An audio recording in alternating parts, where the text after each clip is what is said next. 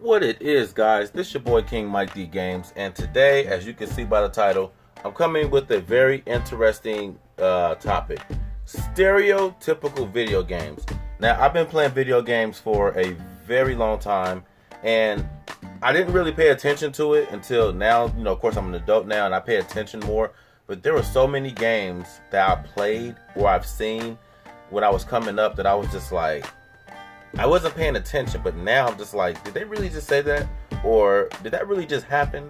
And it was just funny to me. And we're talking about stereotype video games. Now, there's a ton of them. I only picked out some of the ones that I have personally in my collection. I know there's a ton of them. If you guys know of any more, comment in the section below, because I want to know of some and I want to look them up myself. So without further ado, I'm going to jump into it with my first game, okay? So my first game I have right here is a game everybody knows. And it's a very popular game. It's one of the best-selling video games of all time. Can you guess what it is? It is Grand Theft Auto 5. Now, I think Rockstar, I'll give them credit. I think Rockstar kind of did a good job with this because they showed three different lives of three different men. Okay, so first we got the black guy.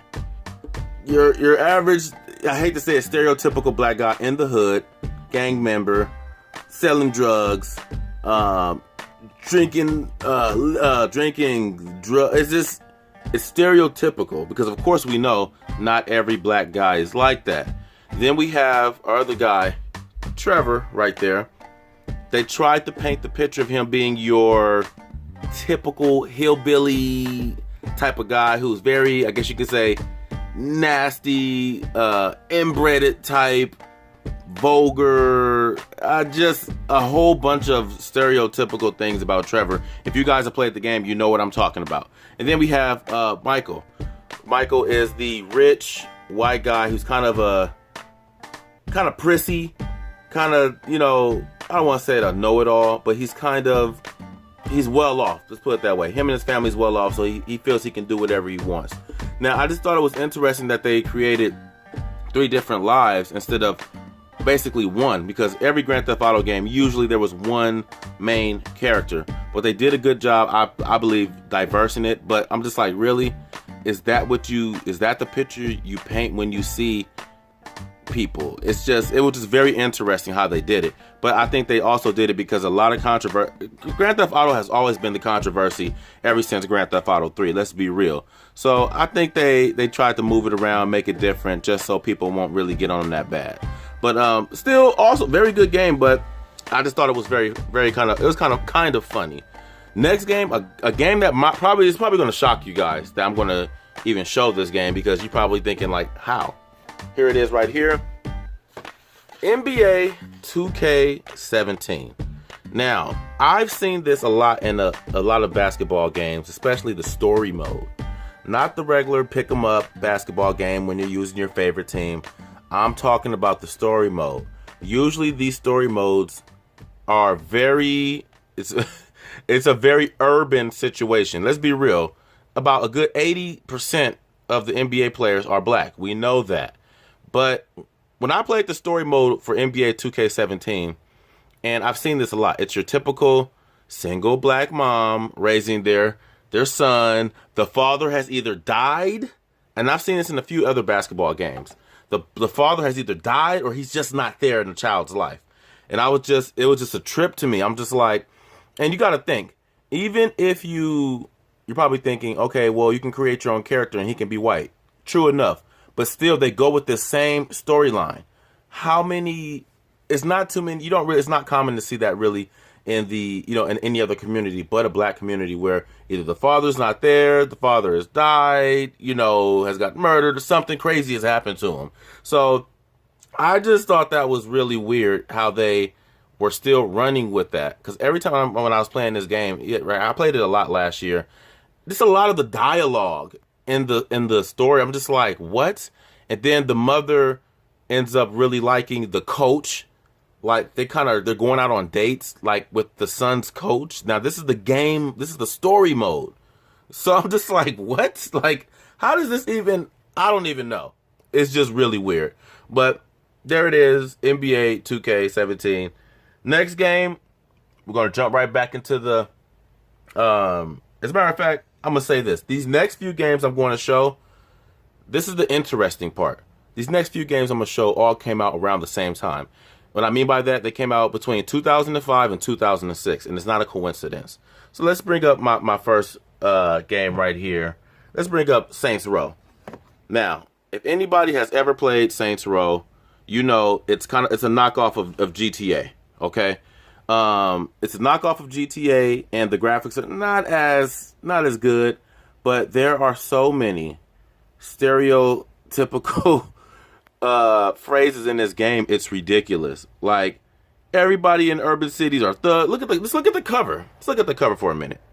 I don't want it to glare. Let me see if I can zoom in. Yeah, just look at the cover. So we have Asians, we have black, we have white, you know, and it's just like, really? Is this how they roll around in the city? Is this how they do it?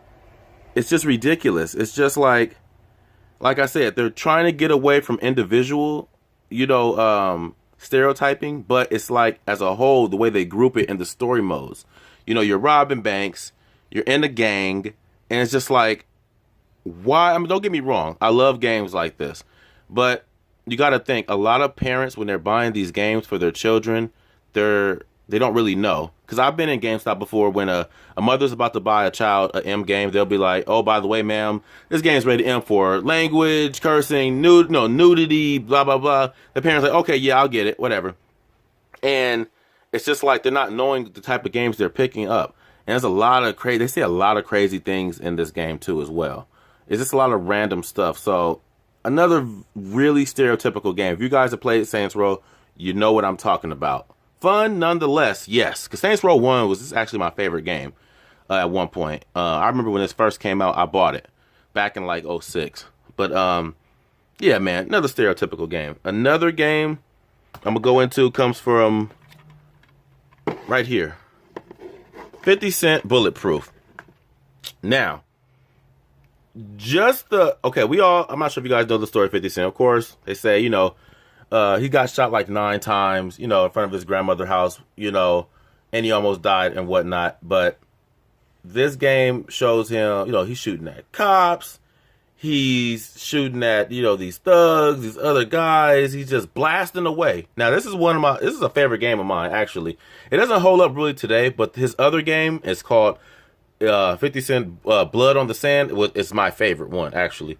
But this one is just your typical look at the way he looks. It's the average mad black man. He's just mad. He's just angry.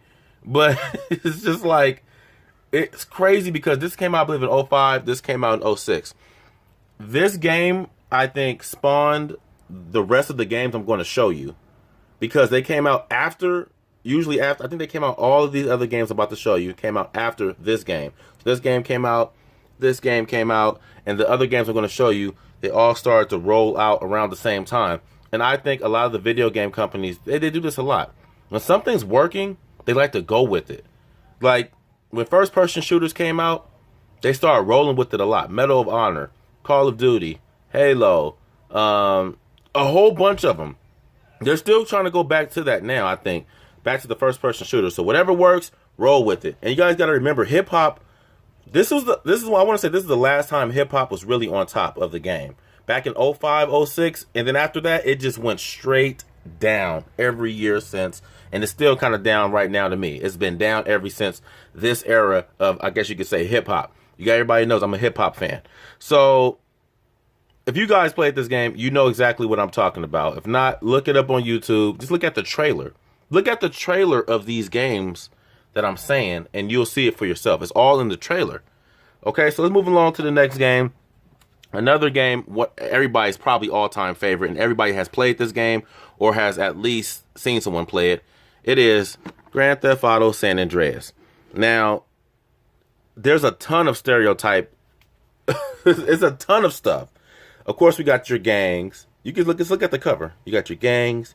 You got your gambling. You got your drive-by shootings. You know, you have your essays right there. You know what I'm saying? You have the women. You have the ghetto bird right there. You got the guy, the AK-47. You know what I'm saying? I mean, come on. Just look at the cover. The cover says it alone. What is it? One of my favorite games? Absolutely. But we gotta remember, not everybody can process video games like adults. Everybody, like, I knew when I was coming up right from wrong. I knew not to go shooting people. I knew not to go robbing. I knew these things. But you got to remember, everybody don't know. Everybody does not understand right from wrong. They don't know. A lot of these kids, they're not all there. Let's be real. And a lot of these parents are the problem because they're not watching their kids. So Grand Theft Auto San Andreas, even the storyline is just ridiculous. Crooked cops. Now, does the story tell a lot of real life stories? Probably. Yes, it does, because I'm sure a lot of this has happened to a lot of people. You know, it just exposes a lot as well. I believe video games have a lot of information and exposes things that a lot of people wouldn't think about, because it gives a lot of people the creativity. Now, these last two games are, to me, two of the most stereotypical games. Like I said, if I'm missing anything, which I probably am because I don't own every single game, let me know.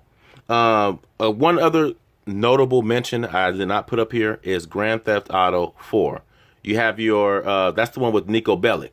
You know, you have your immigrant who's coming to America causing a whole bunch of chaos. And I'm just like, not all immigrants or people who come from out of the country are like that. It's ridiculous. Why would you even, I don't know. That's Rockstar, though, for you. Okay, so these last two games are going to be two of the most stereotypical games I've ever seen. And you can just hear it by the title of the games. These games you can't really tell. But these two, it's ridiculous. So I'm going to go with the first one. First one is 187 Ride or Die. Let's look at this cover for a minute. Let's just look at it. We got, first of all, that's Lorenz Tate right there. He actually plays that character. Lorenz Tate is an actor. You got somebody driving, and you got this dude with a rocket launcher doing a drive-by. You got this chick right here who's doing a drive-by as well. And it's just like they do a good job of adding other people, ethnicities to it, because they don't want to make it seem like it's just so stereotype. Like this one, for example. This is saying black people do drive-bys. That's what this is saying. And probably a lot of them do. But it's just like they did a good job trying to cover it up with, okay, we're going to have somebody who's black. We got this white chick right here. She's holding the gun too. And this guy might look like he's kind of Hispanic ethnicity. So they do a good job of trying to make it seem like, hey, we're not just saying it's black people. It's everybody does it, which is probably not true. So this game is your ghetto Fast and Furious right here. I didn't really get too much into it. It was just ridiculous. Story mode, this guy right here, you're working for him as Lorenz Tate, and he wants you to get his money. I don't know. It's a stupid game. I couldn't even get into it. That's how dumb it was. But I looked at the trailer and seen the whole full thing, what it was about. It was just ridiculous. It's a terrible game. And this last game, I'm going to show you guys, I believe is going to put it over the top. I'm even going to show you like a minute and 8 seconds of the first. I'm going to show you the first minute of this game. First minute and 8 seconds, so you guys can see what this game is doing. And it is 25 to life. Now let's look at the cover. Okay, we got your police officer right there. Mean police officer. You got this guy right here, and you got this guy right here holding the Uzi. Now, like I said, let's put this in perspective. These games right here all came out around the same time. And like I said, I believe 50 Cent Bulletproof really started hitting it off. I wouldn't say they hit it off with Grand Theft Auto, even because Grand Theft Auto they always have a mind of their own, but they all came out around the same time, 2005, 2006. So they're capitalizing off of this thug hip hop mentality. This game even came with the rap soundtrack. There it is right there. It came with the rap soundtrack to go along with the game. Like it's a crazy. I haven't even listened to it, but it has the tracks on there. The name of some of the songs is just crazy. So here it is, guys. If you guys know any other stereotypical video games that you guys seen, let me know, because there's a ton of them. Like I said, I just don't own every game, and there might be some more that I own I just really didn't pay attention to. So if you guys have seen it, let me know. I'm going to show you guys the first minute and 8 seconds of 25 to life. And you guys You guys let me know what you think. So here it is. I'm about to get into it real quick. Show you guys 25 to life. It just tripped me out, man. It really did. So here we go. Murder was the case that they gave me. My former crime partner has a mansion, and I have nothing. No girl, no son, no freedom. Took the baby too, huh? Nothing but 20. Sorry it looks yellow like that. It's just because I'm recording on my screen. That's why. Man, brush that dirt off your shoulder and be who you are. A true and living God. You speak the truth.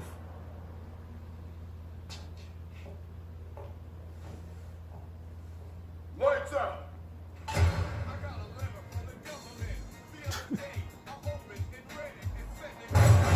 What the hell is going on? Get back in your cell.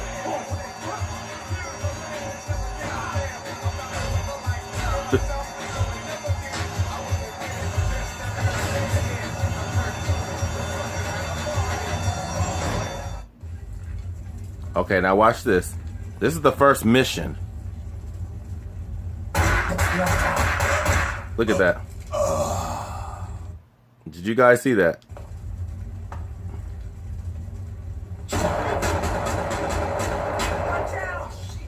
That's the opening of this game.